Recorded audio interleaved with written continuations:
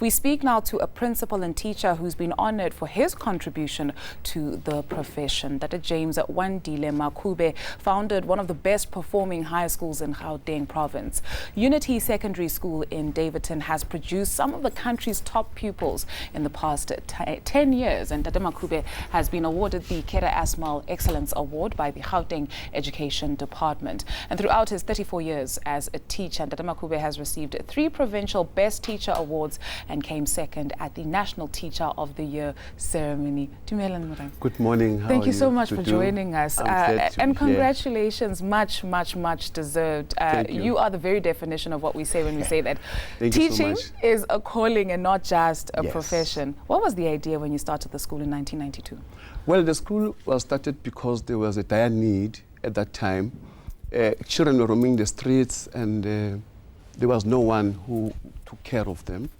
So there were teachers who were unemployed, and I was teaching in another school, Mabuya High School at that time, which fortunately is close to where the activity was happening, because kids were moving around, roaming the streets.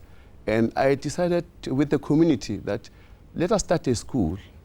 It was after Nelson Mandela requested that children must go back to school. So I started that school that way with the help of the community. But at first it was difficult because I had a lot of resistance from the then government until they actually bowed to the demands and opened the school in 1992. Sure. So you face challenges from the then government, but today some teachers would say they're facing challenges from the very people that they have been put in place to protect and to teach. How has the profession evolved in your 34 years of teaching? Well, I'm fortunate because I taught in all the departments from Bantu education to today. I've seen changes going around the schools. The children in the 90s were very dedicated in getting to go to school, because they had fights like wanting to go back to school because there was this age limit. Some of them were left school because they were teenage mothers. Others just left school because of politics, because they wanted a better education system. Well, only 1% of learners this time who are causing trouble in schools. Many of our learners are still dedicated. They see that education can change the situations in their homes.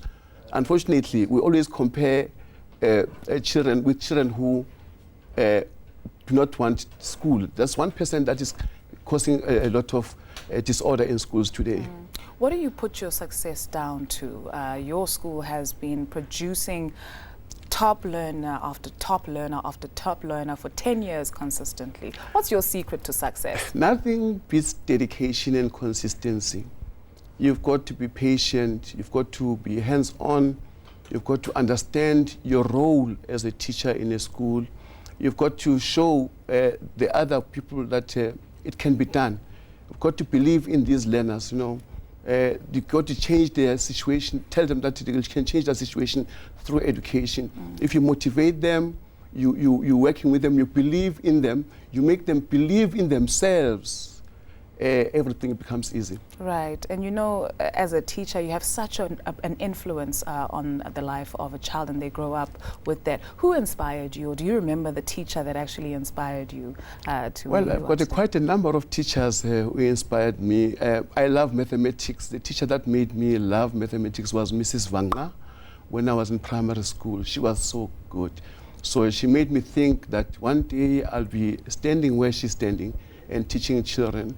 I also had my school principal, Mr. Mhlambo, when I was in high school. That man was a great leader. So I thought one day I will be a principal. I want to be just like that man. These are the people that inspired me. Your words of encouragement as pupils are going to write their final year. I wish to tell the learners that they must focus. They must change their mindsets. Now the year is over. They must keep on working hard, because we're expecting so much from them. We've got high expectations. They must not let us down. Studying a child who studies is a child who has got a program of studying. You don't go to the exams without preparing for your examinations. They must prepare from grade 8 to grade 12. And in the event that you do find it difficult or you have to repeat, it's not the end of the world, is it? It's not the end of the world. I'm happy that the Department of Education has got these extended programs for learners. They also give those multiple opportunities. Those who are not really up to the standards, they give them multiple opportunities to write exams more than once.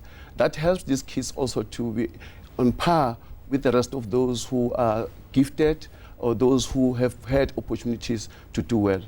Mr. Makoba, thank you for the work that you do and continue to do. We wish you another 34 of nothing but success. Thank you very much. Thank you so much. But I want to wish all the teachers around the world a happy Teachers' Day today. Indeed, as we celebrate you guys, thank you very much for coming through to chat. Thank you so much.